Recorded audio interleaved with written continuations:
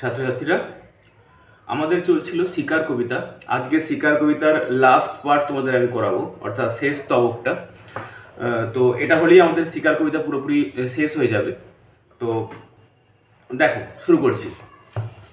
একটা অদ্ভুত শব্দ। তোমরা জানো শব্দ কখনো অদ্ভুত হয়, বা কোনো একটা জিনিস কখনো অদ্ভুত হয়? ধরো, একটা সিম্পল উদাহরণ দিয়ে বোঝা যাক। একটা জায়গাতে মনে করো সবাই ধ্যানে ব্যস্ত, সকালবেলায় সবাই ধ্যান করছে, দুম করে কেউ একটা হিন্দি গান করে দিল মাঝখানে।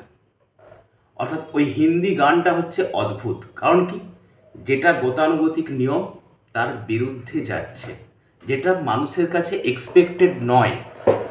এরপর দেখো, কবি জীবনানন্দ দাশ বলছেন একটা অদ্ভুত শব্দ, অর্থাৎ প্রকৃতির কোলে বেড়ে ওঠা প্রাকৃতিক সম্পদ এবং তার মধ্যে একটা বাদামি হরিণ, সুন্দর লাল লাল ফুল, নদীর জল বয়ে যাওয়া, প্রবহমানতা, সব কিছু একটা নির্দিষ্ট রিদিমে চলছে কবিতাটার মধ্যে। কিন্তু কবিতার শেষ স্তবকে এসে কবি বলছেন একটা অদ্ভুত শব্দ, অর্থাৎ এই সমস্ত কিছুকে ভেঙে দিয়ে একটা আলাদা কিছুর শব্দ। কবি এইটুকু শব্দের মধ্যে, এইটুকু চলনটার মধ্যে দিয়ে বলতে চাইলেন একটা নতুন ব্যঞ্জনা। অর্থাৎ যেটা গতানুগতিক চলে আসছে সেই ধ্যান ধারণার মূলে আঘাত করে কবি একটা অন্য পথে যাচ্ছেন এখানে। স্যার, কোন পথে যাচ্ছেন? দেখো, নদীর জল মচকা ফুলের পাপড়ির মতো লাল। নদীর জল মচকা ফুলের পাপড়ির মতো লাল। নদীর জল কি সাদা, একটা হালকা ব্লু ভাব। তো সেই লাল, সেই সুন্দর একটা স্বচ্ছ জল বয়ে যাচ্ছে, সেটা আচমকা রক্তে লাল। এ রক্ত কিসের? এ রক্ত হত্যার, এই রক্ত নির্মমতার। অর্থাৎ নদীর জল যখন লাল রং ধারণ করছে, এটা কি অদ্ভুত নয়? এটা কি অন্য কিছু থেকে অনেকটা বেশি আলাদা নয়? নদীর জলকে আমরা যেভাবে দেখতে অভ্যস্ত, তার থেকে যখনই তার বিপরীত ধর্মীরা আসছে, নদীর জল যখন লাল রূপ ধারণ করছে, কই বলছেন অদ্ভুত। কিন্তু আমাদের প্রশ্ন তো এটা নয়। নদীর জল যেটা স্বাভাবিক রং, তার রংটা পরিবর্তন হয়ে লাল হলো কেন? আগুন জ্বললো আবার, কই বলছেন আগুন জ্বললো। বেশ, উষ্ণ লাল হরিণের মাংস তৈরি হয়ে এলো। আচ্ছা, এই হরিণটা কার থেকে প্রাণ বাঁচিয়ে চলছিল? একটা চিতা বাঘিনীর। মনে পড়ছে? সারা রাত সে কি করেছে? নিজেকে চিতা বাঘিনীর হাত থেকে বাঁচিয়ে এসছে। দিনের আলোতে সে মনে করেছিল কি, আরে এরপরে আমি তো ফ্রি, আমি তো প্রাণ পেয়ে গেছি, আজকের গোটা দিনটা আমি তো সুন্দরভাবে বাঁচবো। তাই কি এই চিতা বাঘিনী, এই হরিণটা জানেই না যে তার সবচেয়ে বড় শত্রু তার জঙ্গলের মধ্যে থাকা অন্যান্য পশুগুলো নয়, তার সবচেয়ে বড় শত্রু হচ্ছে মানুষ। মানুষ নামক প্রাণীটা তার সবচেয়ে বড় শত্রু, যে শত্রুর হাত থেকে সে দিন রাত, সূর্যের আলো অন্ধকার কোনো অবস্থাতেই মুক্ত হতে পারে না। আর এই প্রকৃতির সৌন্দর্যতম সৃষ্টি এই হরিণকে কি করছে না, আগুন জ্বলল আবার, উষ্ণ লাল হরিণের মাংস তৈরি হয়ে এলো। নতুন মাংস তৈরি হলো, হরিণটাকে মেরে হত্যা করে তার মাংস খাচ্ছে কে? দেখা যাক কে। দেখ, নক্ষত্রের নিচে ঘাসের বিছানায় বসে অনেক পুরানো শিশির ভেজা গল্প, সিগারেটের ধোঁয়া, টেরিকাটা কয়েকটা মানুষের মাথা, এলোমেলো কয়েকটা বন্দুক, হিম, নিস্পন্দ, নিরপরাধ ঘুম। কবি কি বলছেন? এই হরিণটাকে হত্যা করলো কে? কতগুলো মানুষ। একটা বাস্তব উদাহরণ দেখো, একটা সুন্দর একটা প্র্যাকটিক্যাল উদাহরণ দিচ্ছি। মনে করো একটা মেয়ে যে কলেজে পড়ছে বা স্কুলে পড়ছে বা 11-12 যে কোনো একটা ক্লাসে পড়ছে, মনে করো সে দেখতে খুব সুশ্রী এবং সুন্দরী। এই স্কুল নামক বাগানটাতে সে চারিদিকে একটা সৌন্দর্যময় হয়ে ব্যপ্ত। কিছু উচ্ছৃঙ্খল মানুষ কি করে দেখো, এই সুন্দর মেয়েটাকে তোমরা কল্পনা করো সেই বাদামি হরিণটা, যে নিজেকে বাঁচিয়ে রাখে, এই সুন্দরী মেয়েটিও নিজেকে বাঁচিয়ে রেখেছে। সে কলেজে পড়তে পারে, সে স্কুলে পড়তে পারে, যেখানে খুশি পড়তে পারে। এরপর দেখো, কিছু উচ্ছৃঙ্খল ছেলে, কিছু অপরাধ প্রবণতামূলক মানুষ বা ছেলে বা মেন্টালি বিকৃত এরকম কিছু মানুষ কি করলো, মেয়েটা বাড়ি যাচ্ছে, তার পেছনে সাইকেলে যাচ্ছে। মেয়েটা স্কুলে আসছে, তাকে বিরক্ত করছে। অর্থাৎ বাগানের মধ্যে যে ফুলটা সুন্দরভাবে খেলছে, তাকে এই মানুষগুলো কি করতে চায়, পকেটের মধ্যে, তাই সে বাগান থেকে তুলে নিজের পকেটে ভরতে চায়। তার জন্য সে কি করে, কি অস্ত্র ব্যবহার করে, প্রলোভন। প্রলোভন দেখায় সে। সেই প্রলোভন থেকে বাঁচতে বাঁচতে বাঁচতে বাঁচতে একটা সময় মেয়েটা সেই প্রলোভনে পড়েই যায়। কি হয়, তার জীবনটা শেষ হয়ে যায়। অর্থাৎ যে ফুলটা বাগানের মধ্যে সুন্দরভাবে ব্যক্ত হয়েছিল, তাকে কেউ প্রলোভনের নামক একটা বস্তুতে আবৃত করে নিজের পকেটে পুরে নিল। আচ্ছা, যে ফুলটা সুন্দরভাবে খেলছিল স্কুলের বাইরে, যে তার বাড়িতে, যখন তাকে সেই বাগান থেকে তুলে পকেটে ভরা হবে, সেই ফুলের সৌন্দর্যটা থাকবে 2 দিন 3 দিন, সে তো মূর্ছিত হয়ে যাবে। তাহলে প্রকৃতির একটা সুন্দর জিনিসকে কতগুলো উচ্ছৃঙ্খল মানুষ তাদের লোভের শিকার করলো। তারা জানলই না তারা এই সমাজের কত বড় ক্ষতি করলো। তারা একটা ডাক্তার পেতে পারতো, একটা ইঞ্জিনিয়ার পেতে পারতো, সমাজের মধ্যে একটা সুন্দর মানুষ পেতে পারতো। সেই মানুষটা, সেই ফুলটা পরিপূর্ণ বিকশিত হবার আগেই তাকে শেষ করে দিল।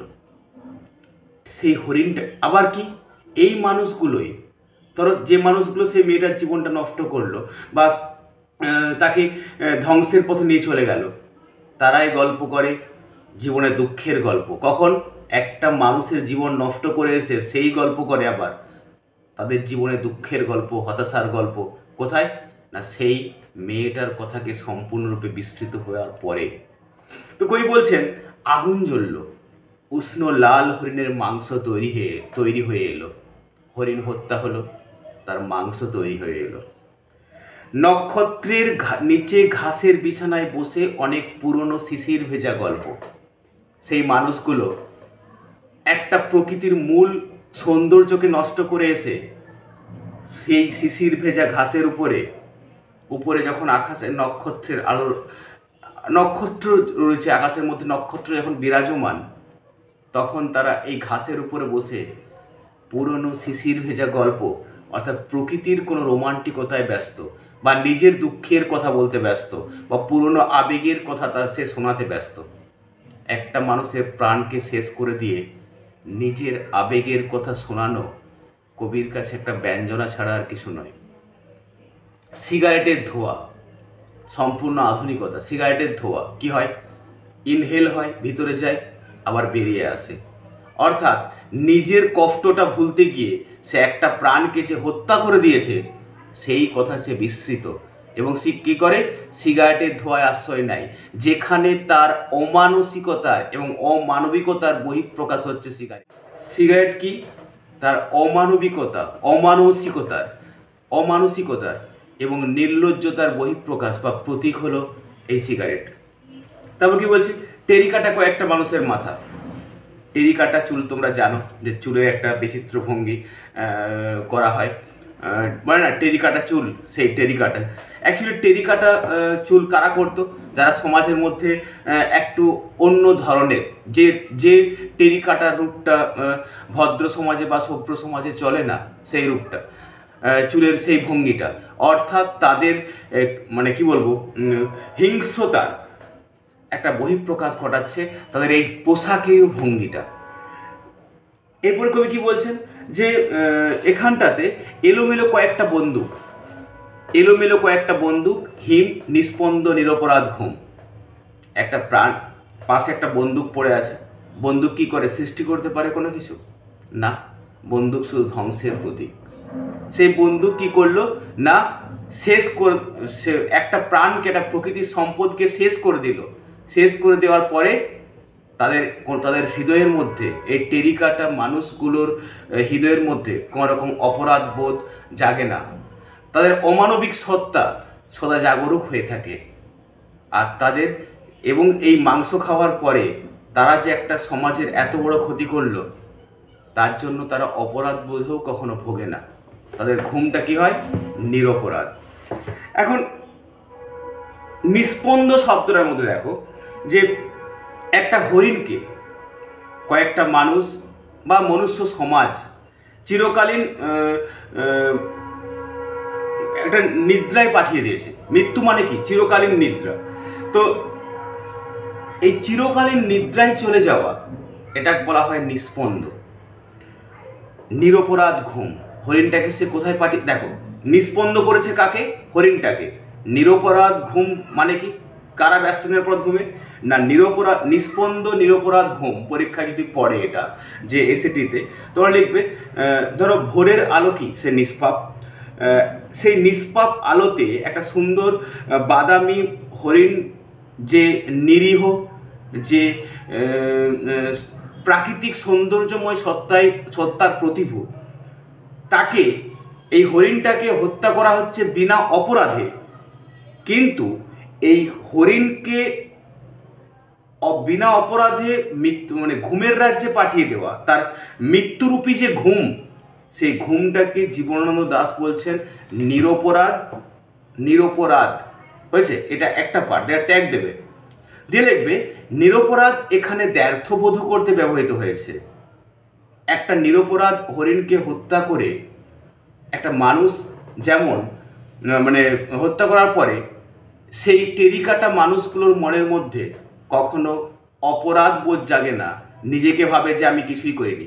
ব্যাপারটা দেখো, আমরা যখন কোনো মুরগি মাংস খাই, তুমি রাত্রেবেলায় রুটি খাচ্ছ কি ভাত খাচ্ছ মুরগি মাংস ঝোল দিয়ে, তুমি কখনো ভেবে দেখেছো যে একটা প্রাণীকে তুমি হত্যা করে তোমার আনন্দে মশগুল হয়েছো?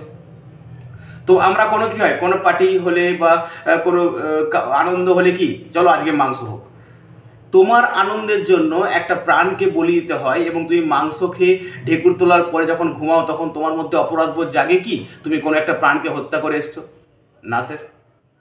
ঠিক সেরকম একটা নিস্পন্দ নিরপরাধ,